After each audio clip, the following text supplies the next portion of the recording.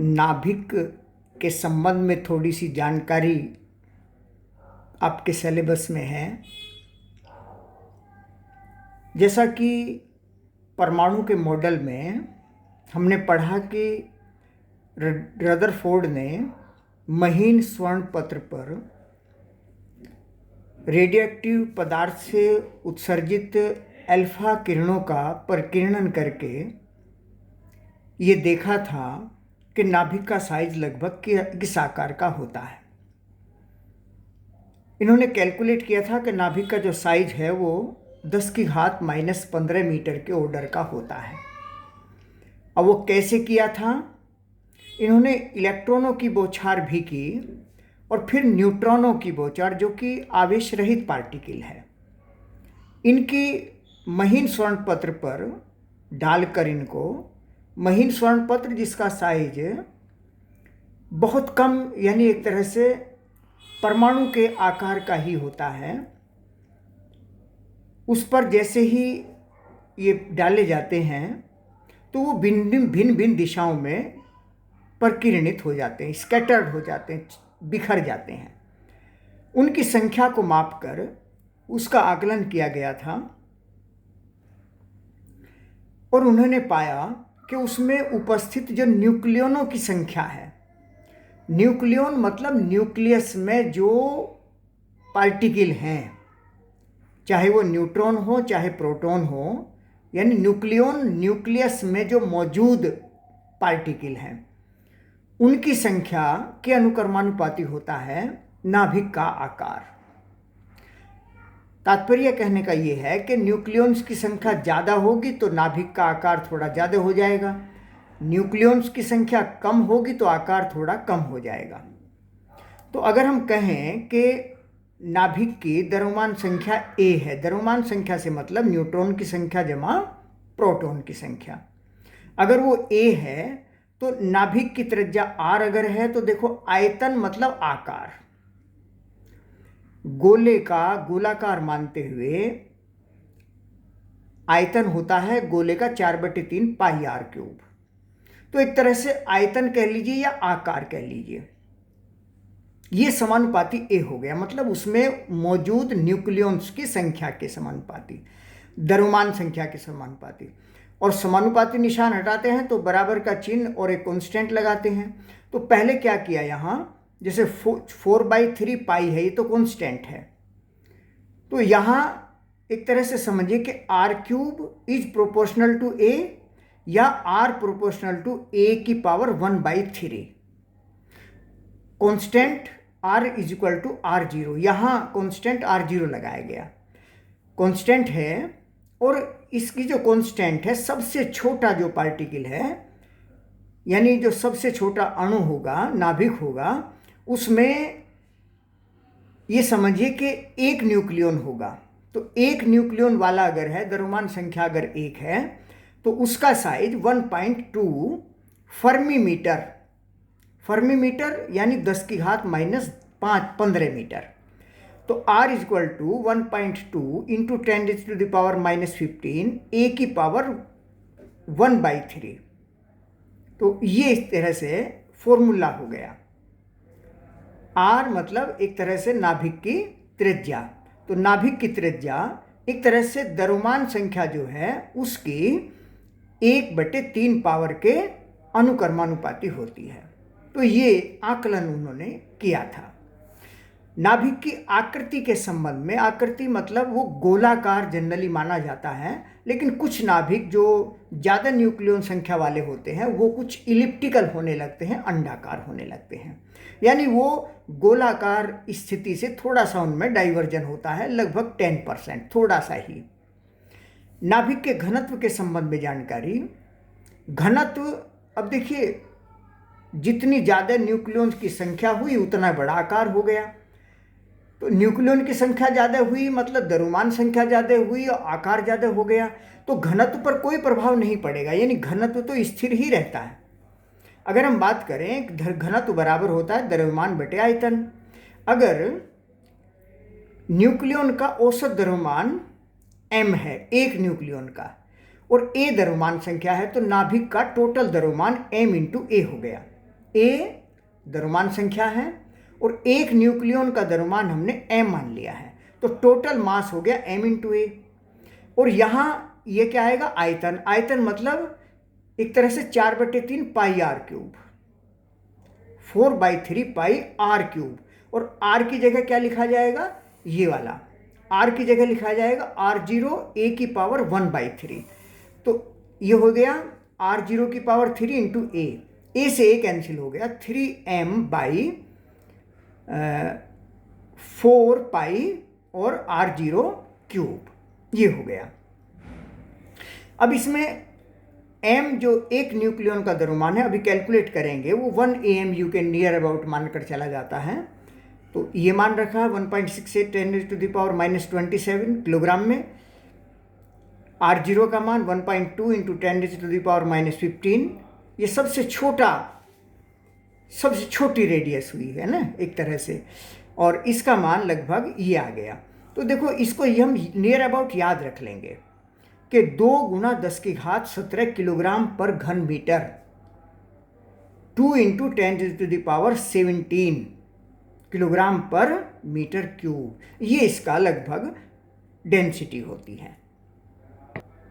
एक अच्छी जानकारी है जिसे AMU कहा जाता है, एटॉमिक मास यूनिट, परमाणु द्रव्यमान इकाई।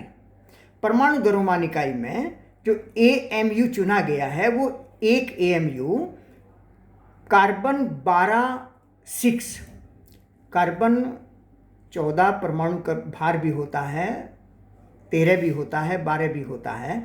तो जो 12 परमाणु द्रव्यमान संख्या वाला कार्बन का परमाणु है, उसके एक परमाणु के द्रव्यमान का 12वां हिस्सा। तो 1 AMU 1/12 कार्बन 12 के एक परमाणु का द्रव्यमान। अब देखिए क्या लिखा है हमने, 12/Na लिख दिया। n एवोगैड्रो संख्या है, 1 ग्राम परमाणु में परमाणुओं की संख्या, ये एवोगैड्रो संख्या कहलाती है। तो कार्बन का परमाणु अगर ग्राम में देखेंगे तो 12 ग्राम हो गया। 1 ग्राम परमाणु का मतलब है उतने ग्राम जितना कि उसका परमाणु भार है। परमाणु भार अगर 12 है तो 12 ग्राम हो गया, 1 ग्राम परमाणु 12 ग्राम हो गया। और इसमें परमाणुओं की संख्या Na एवोगैड्रो संख्या होती है, केमिस्ट्री में भी ये पढ़ा होगा। यानी एक आकलन का तरीका अपनाया गया है, 12 से 12 कैंसिल है, 1/Na, और इसको मान रखेंगे तो 1.6605 इंटू 10⁻⁻27, ये 1 AMU होता है।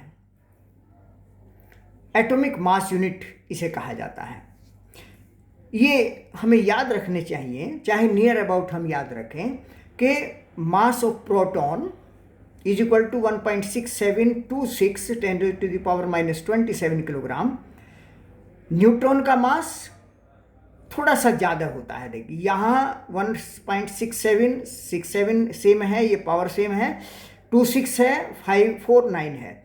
इसे हम 25 और 50 भी याद रख सकते हैं नियर अबाउट। यानी ये 26 है, ये 49 है, तो इसको 25 और इसको 50 ऐसे करके भी याद रख सकते हैं। लेकिन ये बात ध्यान रखना है कि न्यूट्रॉन का मास थोड़ा सा ज़्यादा होता है। इलेक्ट्रॉन का मास है ये तो याद रहता ही है, पहले से जानकारी आ गई होगी कई जगह। और प्रोटॉन का चार्ज वही प्लस का होता है, 1.6 इंटू 10⁻⁻15 वो 19 कूलाम, और इलेक्ट्रॉन का होता है माइनस का, उतना ही चार्ज।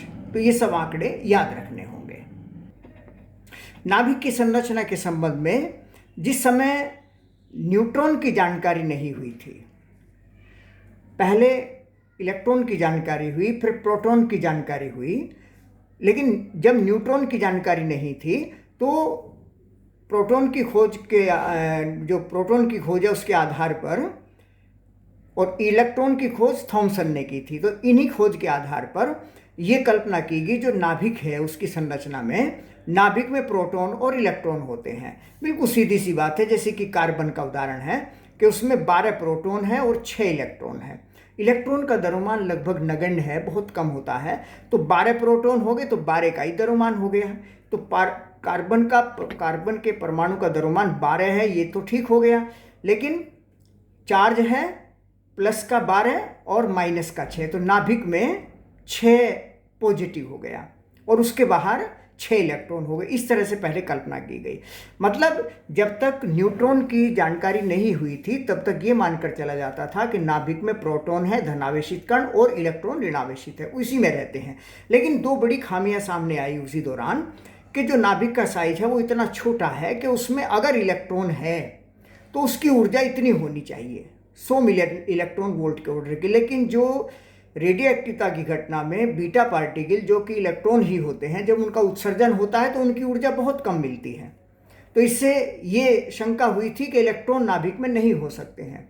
इसी तरह से इलेक्ट्रॉन नाभिक में अगर है तो नाभिक का कोणीय संवेग, चुंबकीय आघूर्ण, ये भी इलेक्ट्रॉन के कोणीय संवेग और चुंबकीय आघूर्ण से कम नहीं होने चाहिए। अगर इलेक्ट्रॉन है तो कम से कम एक इलेक्ट्रॉन के चुंबकीय आघूर्ण के बराबर तो होना ही चाहिए ना, लेकिन वो उतना भी नहीं पाया गया।